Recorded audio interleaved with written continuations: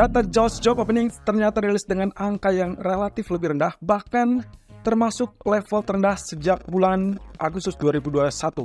Dan ini menjadi pertanda atau bahkan menjadi salah satu pertanda yang diharapkan market adalah terkait dengan perlambatan ekonomi Amerika. Bagaimana dampaknya? Seperti yang terlihat kemarin, dolar kecenderungannya adalah tertekan turun. Bagaimana dengan nasibnya malam ini? Karena berikutnya kita akan berhadapan dengan data ekonomi yang juga tak kalah penting, dan ini adalah 2 hari menjelang NFP. So, kita lihat uraian berikut ini. Ya, data ekonomi minggu ini sudah dirilis dengan data Consumer Climate dari Jerman dan juga Consumer Confidence, dan berikutnya adalah JOLTS dari Amerika. Dan untuk hari ini kita akan berhadapan dengan ADP Employment dan juga GDP Growth atau pertumbuhan ekonomi Amerika. Nah, tapi jangan lupakan pula, di jam 7 malam kita akan berhadapan dengan data dari Jerman. Nah, inilah yang akan menjadi penggerak market berikutnya. Sehingga kalau misalkan kita lihat dari data ekonomi di sini, nampak jelas Jerman diharapkan mengalami penurunan inflasi di angka 6% dari 6,2%, lalu kemudian untuk basis bulanannya mengalami stagnasi ataupun ya mungkin bisa dibilang relatif stabil di 0,3%.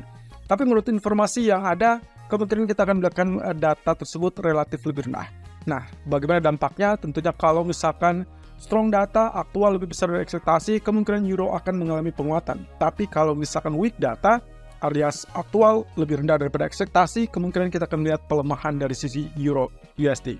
Nah, sementara itu, kalau kita lihat di malam hari, data ADP yang akan mengawali di jam 19.15 adalah data yang kadang-kadang dikorelasikan dengan NFP di hari Jumat. Walaupun sudah beberapa kali saya sampaikan, tidak terbukti bahwa mereka memiliki korelasi positif, dan itu sudah ditunjukkan dengan perbandingan antara data ADP 5 atau bahkan 10 bulan terakhir sampai dengan juga NFP 5 sampai 10 bulan terakhir. Nah, untuk saat ini kalau kita bicara tentang data ADP, perkiraan kemarin, bulan kemarin berada di angka 324K, lalu kemudian NFP ternyata dirilis dengan angka yang relatif lebih rendah. Jadi kalau misalkan hari ini atau malam ini kita dapatkan ekspektasinya adalah 195.000, lalu kemudian dia muncul dengan angka 190 atau bahkan lebih rendah, maka itu adalah tanda-tanda yang cukup diharapkan oleh market, dan reaksinya adalah dolar akan relatif lemah. Tapi kalau misalkan kita dapatkan datanya di atas angka 200.000, katakan 250.000 atau bahkan masih tetap cenderung 300.000, maka itu adalah pembalikan untuk US dollar yang akan mengalami penguatan lebih tinggi dan juga bertepatan dengan akhir bulan. Nah, ini akan menjadikan pukulan telak untuk emas tentunya, yang setelah kemarin berhasil merenggut sampai 1937. Nah, kemudian kita juga jangan lupakan dengan data GDP. GDP adalah level pertumbuhan ekonomi Amerika yang juga akan diawasi oleh market. Walaupun misalkan kita mengharapkan dengan kondisi, ya katakanlah dengan ekonomi yang relatif melambat, maka seharusnya GDP yang kita lihat ini harusnya datanya adalah turun. Tapi ternyata ekspektasinya 2,4%, naik dari level sebelumnya 2,0%. Oke, kalau misalkan data yang relatif lebih rendah sesuai dengan apa yang diharapkan oleh market, maka kita akan melihat US dollar tentunya akan mulai penurunan, dan other currency seperti euro, pound sterling, atau bahkan emas bisa saja mengalami kenaikan. Sementara sebaliknya kalau misalkan datanya relatif lebih tinggi dari ekspektasi, katakan 2,6%, maka ini akan memberikan kondisi bahwa ekonomi Amerika baik-baik saja, dan itu tidak baik-baik saja untuk emas ataupun other currency. Tapi bagaimana dengan respon pasar saham? Kalau data ekonominya lebih bagus, tentunya itulah sinyal yang cukup bagus untuk ekonomi Amerika, dan itu berarti juga pasar saham seharusnya juga positif. Jadi hati-hati untuk mencerna perbedaan dari grafik ataupun data yang muncul nanti malam. Nah, terkait dengan hal tersebut, kita juga harus melihat dari sisi China. Ada pengumuman yang terbaru dari China, yaitu terkait dengan pemangkasan suku bunga hipotek.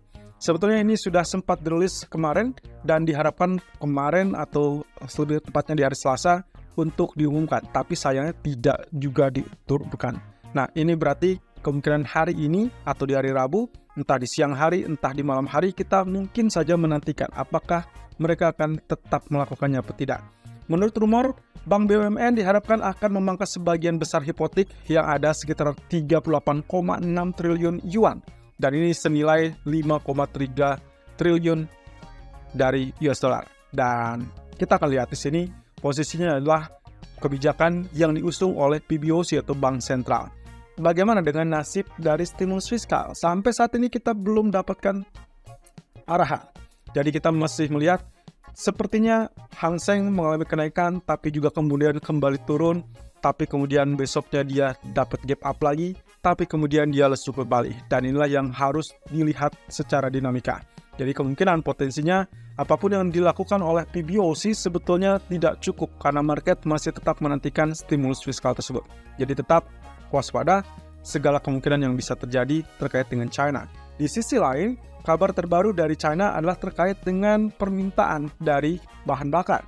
Menurut Sinopec, raksasa bahan bakar atau raksasa minyak atau perusahaan minyak terbesar di dunia yang ada di China memperkirakan kemungkinan ekonomi China akan pulih dan akhirnya permintaan terhadap bahan bakar pun akan cenderung meningkat. Oleh karena itu, mereka memperkirakan produksi untuk kilang minyak mereka akan tetap stabil. Dan ini berarti dijaga dengan angka 127 juta metrik ton dengan kisaran 5,05 juta barrel per hari untuk bulan Juli dan juga bulan Desember. Jadi kita akan lihat di sini posisinya mereka akan menjaga supaya konsumen masih tetap bisa mengkonsumsinya.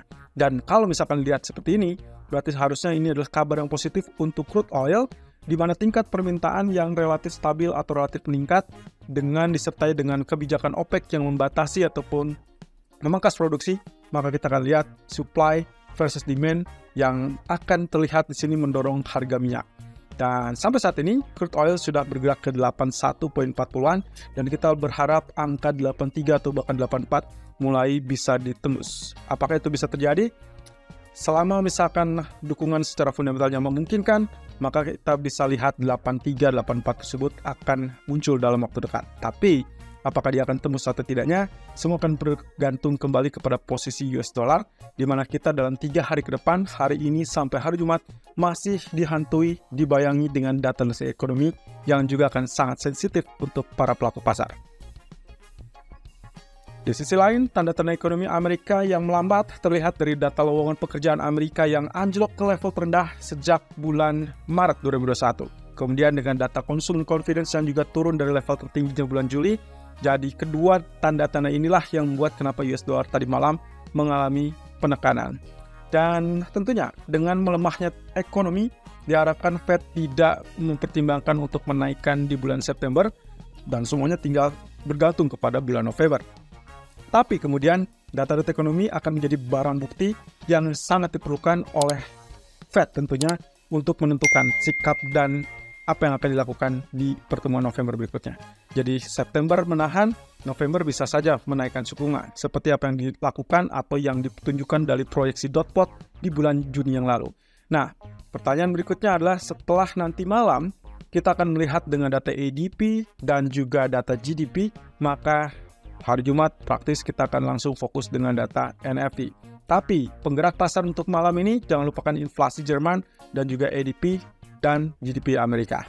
Ya, pada akhirnya semua data akan diperhitungkan oleh Fed termasuk data ADP, termasuk data inflasi PCE besok malam, lalu kemudian data NFP dan juga ISM Manufacturing PMI yang akan muncul di hari Jumat. Jadi 3 hari ini jangan sampai lengah karena kemungkinan tersebut bisa saja terjadi. Mungkin saja seperti tadi malam kita akan mendapatkan kejutan di mana data-data ekonomi kecenderungannya melemah. Tapi juga hati-hati kalau ternyata data ekonomi atau beberapa data ekonomi masih cenderung terlalu kuat.